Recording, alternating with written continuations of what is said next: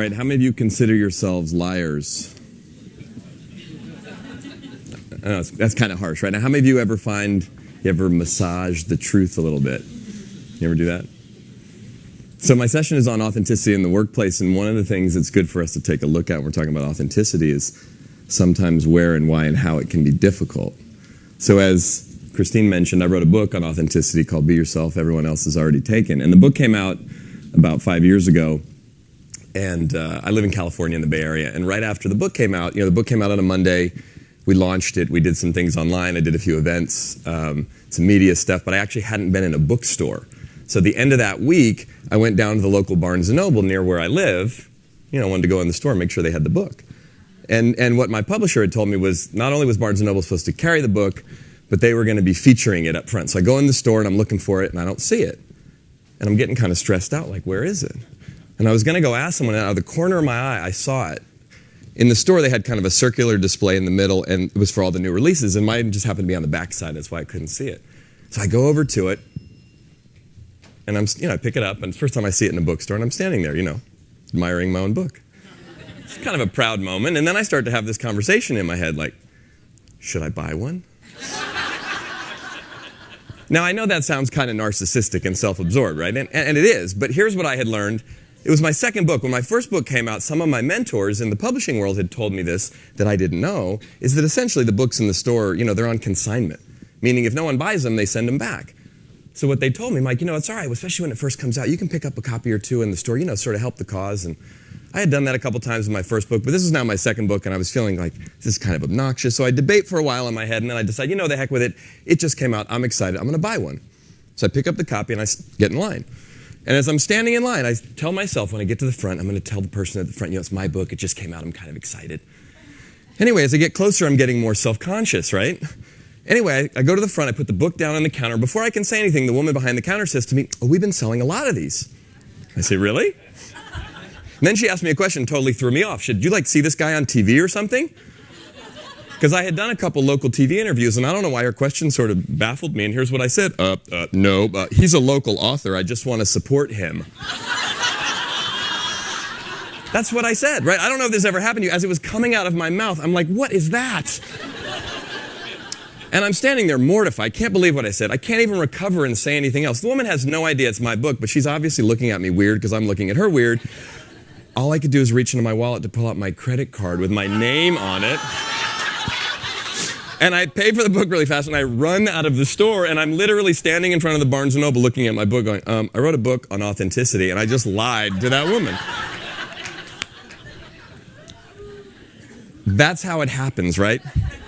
It's not like we wake up in the morning and say, I'm going to lie to people, I'm going to deceive them. But in the course of our day, in the course of our life, particularly in our working life, in our professional life, we have a tendency to massage the truth. And mostly it's not malicious. Mostly it's not malintended. But it starts to create problems for us in our relationships, in the work that we do. And one of the contexts of this conference, and Soren talked about it yesterday when we kicked things off, is that this conference is really about authenticity for all of us. How do we bring our personal life, our spiritual life, our personal practice, whatever that means for us, and integrate it with our work life? And everybody here, at some level, has a deep commitment to that. But it's one thing to want to be authentic, it's one thing to espouse to be authentic, and it's a whole other thing to actually practice it. Because authenticity, like mindfulness, and they're very related, is a practice. So we've been talking about it a lot over the last day and this morning, authenticity, but what does that actually mean? When you think of authentic, particularly authenticity in the workplace, what do you think of? Just shout out some things what does that mean to you? Walk your talk, honesty, congruency, transparency, genuineness, consistency with values, showing up. Absolutely. So there's a lot of different ways we could describe it, and most of us sort of understand what it means. However, it manifests itself very differently, as you may notice. Right? How many of you notice authenticity in New York looks a little different than other places? Right? I'm from San Francisco. It looks different in San Francisco. I gave a speech actually at a conference a couple years ago. This was in San Francisco. I was speaking about authenticity. And after I get done, I'm in the back, I'm sitting at a table, and a woman comes up to me. She makes a beeline right over to me, and she gets right in my face, and she says, I'm authentic all the time.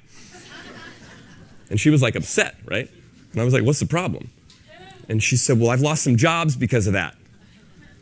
And I said, really? Now, I didn't know her, but I was getting a very strong sense of her in that moment.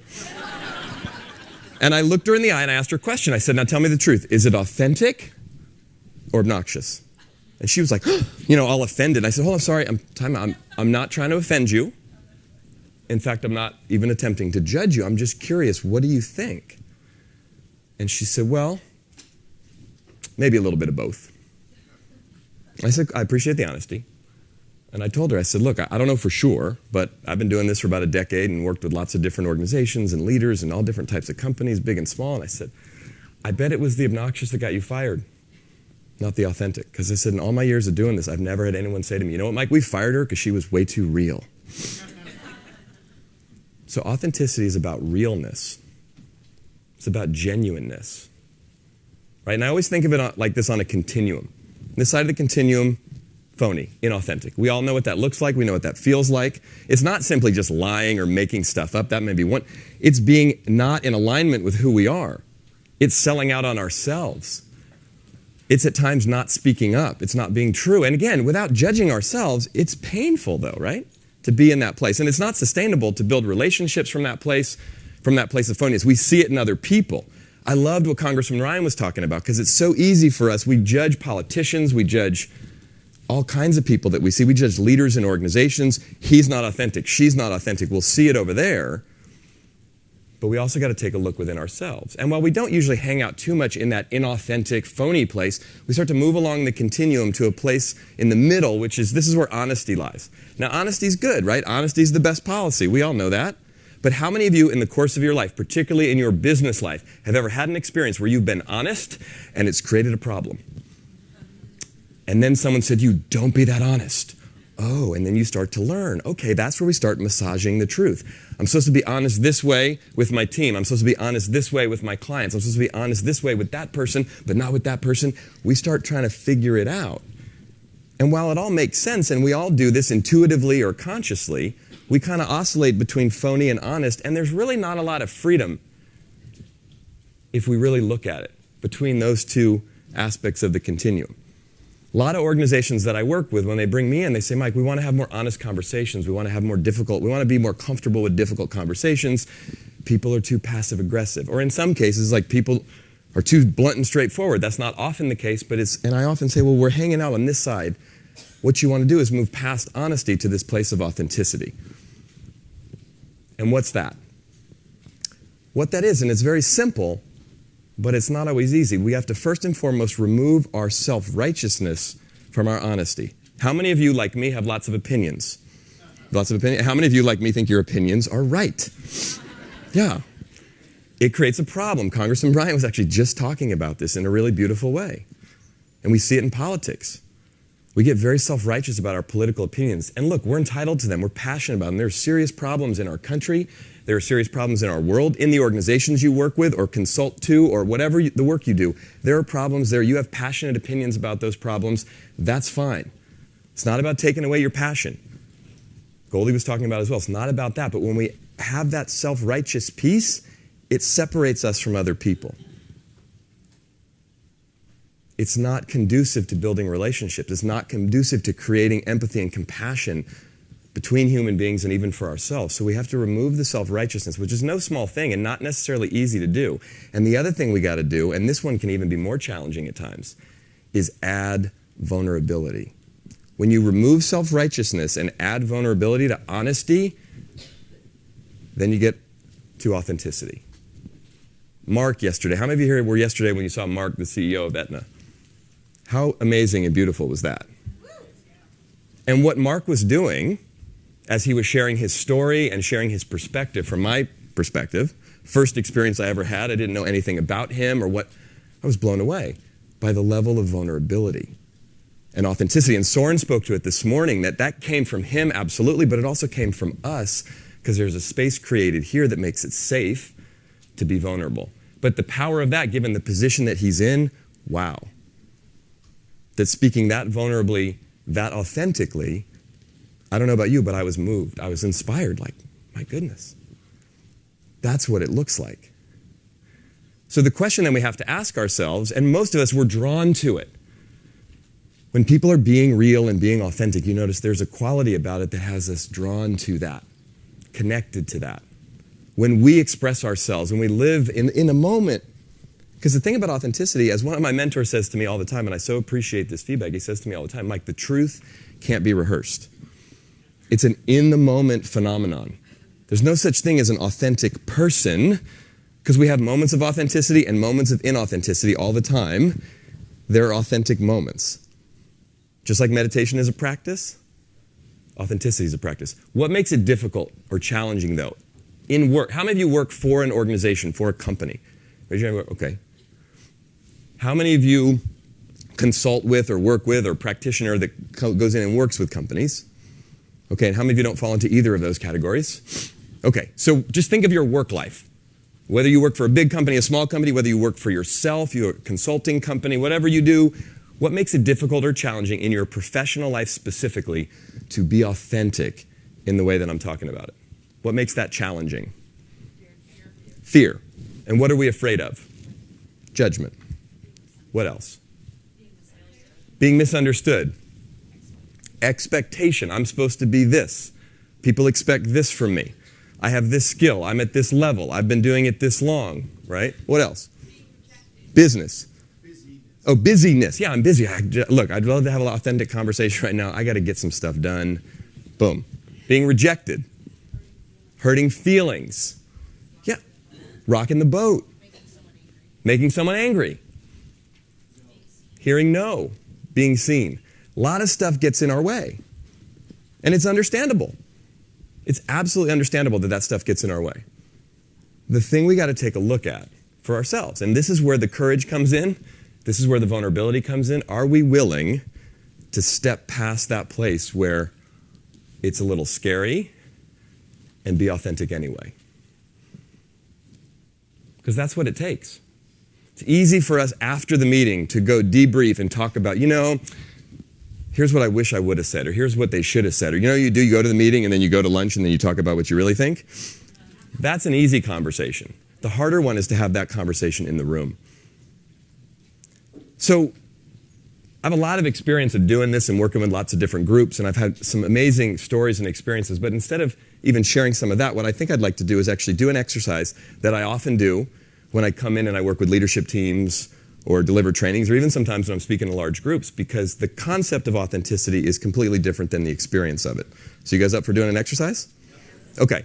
So for this exercise, what you're going to need to do is just, if you're holding something or your phone or you're taking notes, just go ahead and put that stuff down. You don't need that. And what you'll also need specifically for this exercise, and this is even true for those of you standing in the back or sitting, a single partner. So pair up with someone. If you end up with like an odd number or a group of 3, raise your hand if you need a partner, and find someone else who's raising their hand and pair up with them.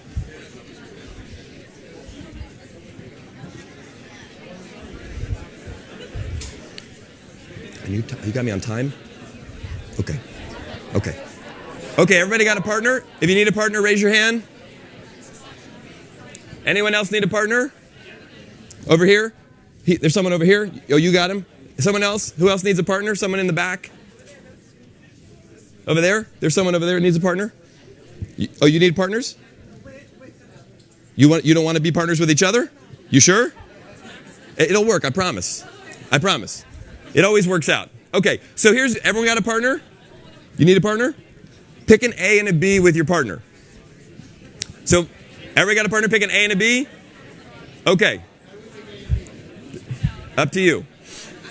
Who wants to be A? Who wants to be B? Okay, so here's what we're going to do.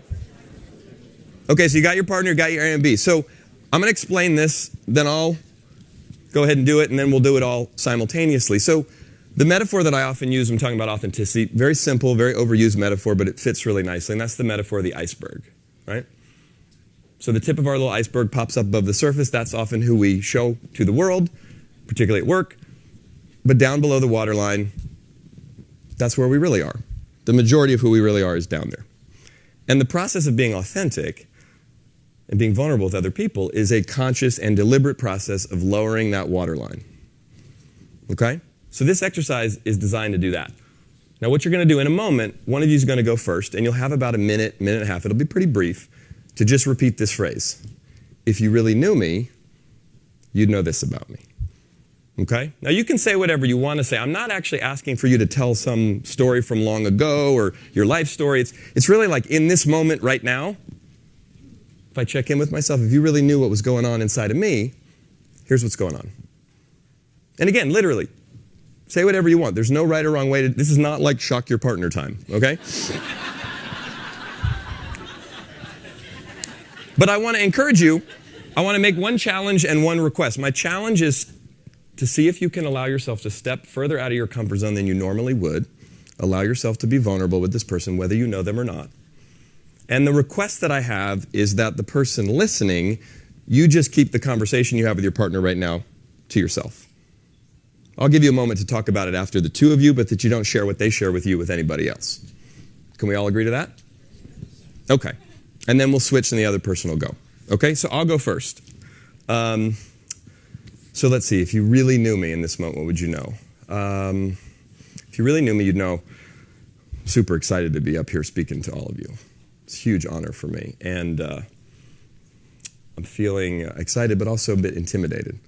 I never quite thought my life would evolve to a point where I would speak right after Goldie Hawn and Congressman Tim Ryan.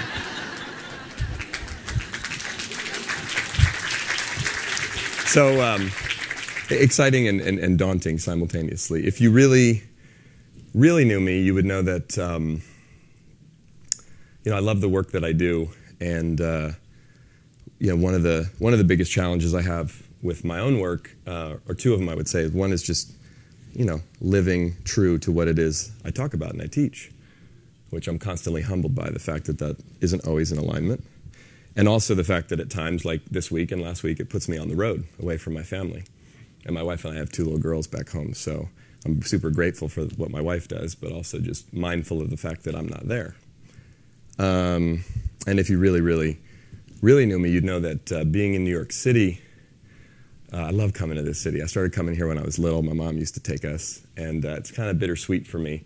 My mom passed away a couple years ago, so when I come here, I have a lot of really fond memories of the excitement, and I also have those moments of just missing her. When I used to be here, I'd always call her when I'd get here and tell her where I was, and she'd want to know all kinds of things, like, what are people wearing, right? So, those are some things, if you really knew me, right now, you would know. Now it's your turn. And person B, you're going to go first.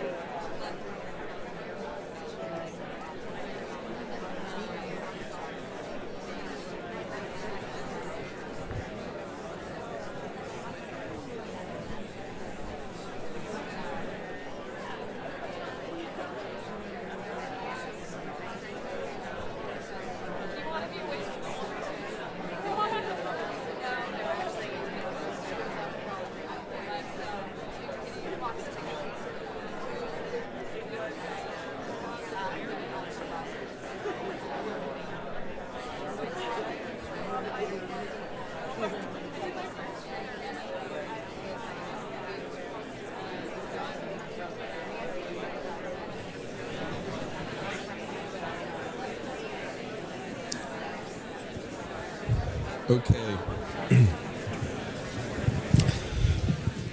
Okay, person B, start to wrap up. And person B, go ahead and stop. Go ahead and stop. Now we're going to switch. If you haven't already switched, go ahead and switch. Person A, if your partner really knew you, what would they know? Go for it.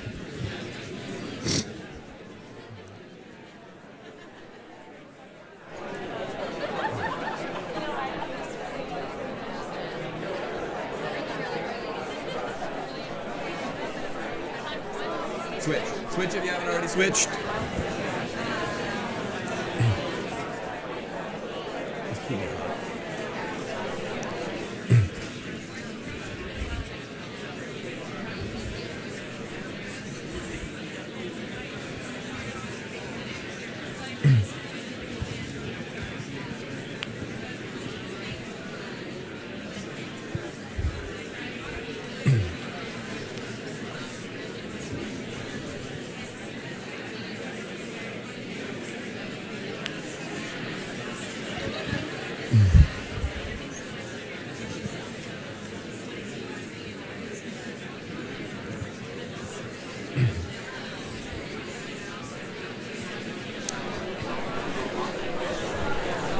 Okay, person A, start to wrap up.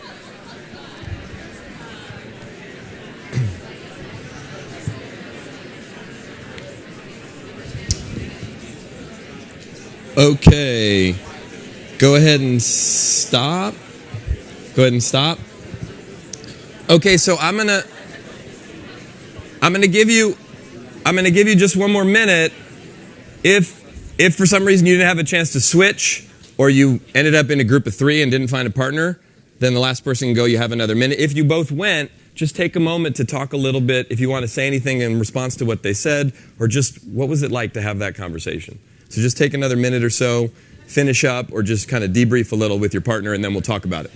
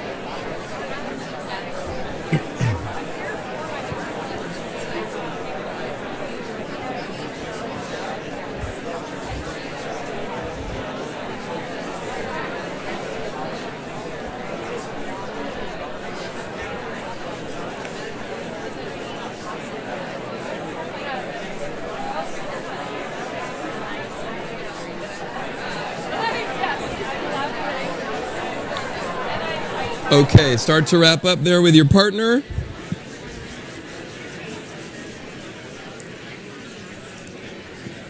And go ahead and stop. Go ahead and stop. Okay. All right, so let's talk about that briefly. All right, so how many of you noticed that, while in some cases it may have felt a little awkward at first, how many of you noticed that felt good to have that conversation? Okay? How many of you noticed you could relate to what your partner was talking about? Now, you might have been able to relate to something specific they said, but even if it wasn't something specific, you could relate to the emotion of it, right? What happens when we start to have this conversation naturally, and it does not matter where I am when I have this conversation with people. Here in New York, back in San Francisco, anywhere else around the country, big company, small company, nonprofit, Fortune 500 company, halfway around the world, in Europe and South, it doesn't matter. We get down to a very basic human place, and when we get to that basic human place, what's naturally there is empathy and compassion. For ourselves and for other people. That's what shows up. And it's an in-the-moment thing. And what's really amazing about this is this little activity, very simple. Some mentors of mine years ago taught me this. And having this conversation, I have seen some incredible things come out of just this simple conversation. And whether it's at a big event like this and people just do it in pairs, or in a training session. But some of the most incredible stuff often comes out when I go and I work with a senior leadership team or a team of any kind, particularly when there's an issue or where there's some lack of trust or there's some fear, which is almost always the case no matter how effective the team is. Because all of a sudden you start to have this conversation, and what happens is, like Congressman Ryan was saying about the people across the aisle in Congress that he doesn't agree with politically, when you see other people as human beings, oh, they have kids. Oh, they have concerns. Oh, they have hopes and dreams. They have fears. They have ideas. All of a sudden, we lower that waterline, and now we can not only connect with each other more genuinely, but new ideas come out. This is where innovation comes from. This is where collaboration comes from, right? Mark yesterday was talking about, when he was talking to Soren, about collaboration being essential in everything, regardless of the level of leadership. And if we can get to that place where we're willing to be vulnerable. And a lot of times, by the way, and especially if you're sitting in this room, and it does not matter if you're in a big company, whatever position you have, or if you're a consultant or someone who works with organizations, whatever your role is, it doesn't matter. How do you show up in that moment? And a lot of times, again, for those of us in this room, we're often going to be the ones that have to go first. And that's scary, because not everybody follows. But there are so many situations that I go in myself, and I'm nervous, and my heart's racing, and I'm thinking, it might not work here, and I do it anyway. Because if I don't go first, they're probably not going to go as well. And it's not some arrogant ego like I have the best idea. No, it's like, let me be willing to go there and see if they follow. And a lot of times they do, and not always. But we'll live. And look, I'm not necessarily advocating that you go back to your company and you call a meeting with the CEO and say, if you really knew me. Now, you could do that, and if you CEOs like Mark, he'd be like, come on, let's go on a hike, or whatever. But there's lots of different ways to embody it. Listen to people.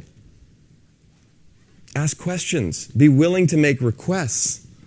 Admit when you don't know stuff or need some help. There's all kinds of little ways that we start to build our own capacity for authenticity, created in the environment, and it's amazing what can happen. I'll share one final story just as an example of this, because I see some really amazing things.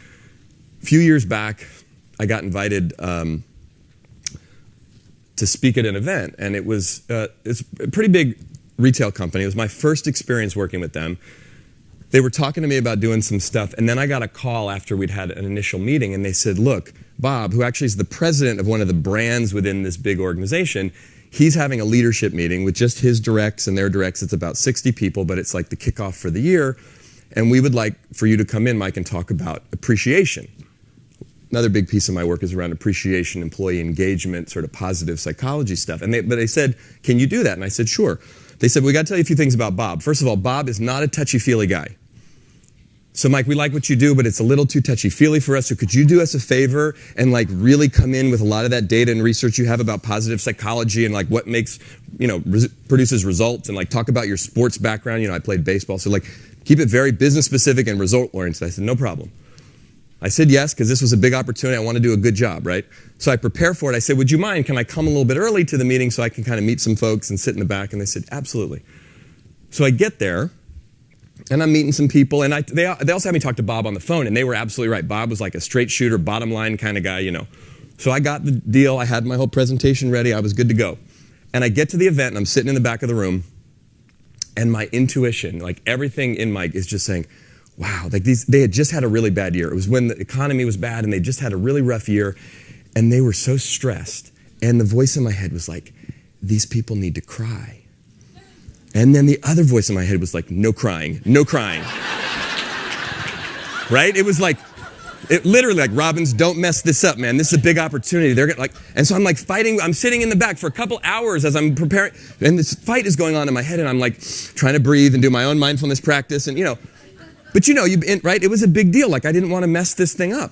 So I get up to give my presentation, and I'm talking about appreciation, and I'm going through some of the data and how it works and what happens and why it's important, and they're all leaders, and you got to appreciate people.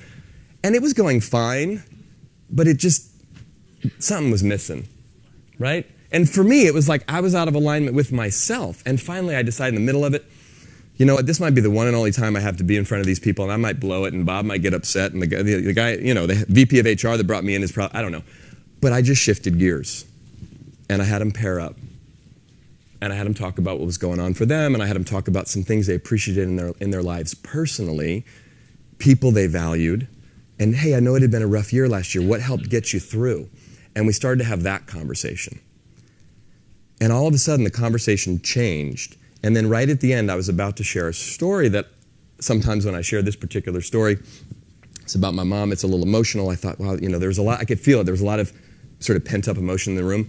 As I start to tell the story, literally 50 out of the 60 people in the room started crying.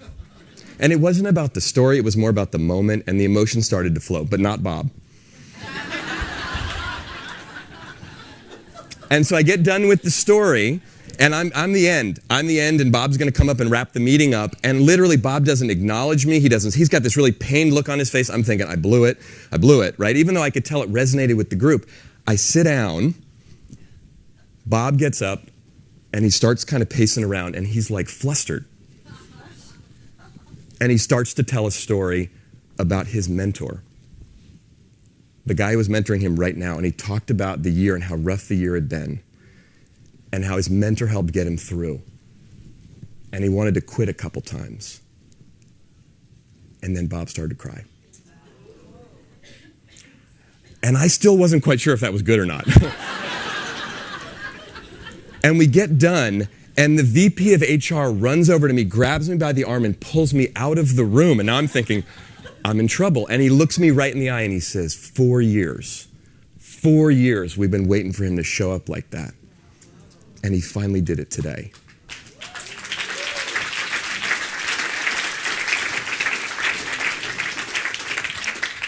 So I share this with you now because each and every one of us in this room has that opportunity to show up like that, to have that kind of impact. That's why we're here. That's what we want. And does it always work out? No. Is it scary? Yes. But do people want it, us included? Absolutely. That's the power of authenticity. Thank you.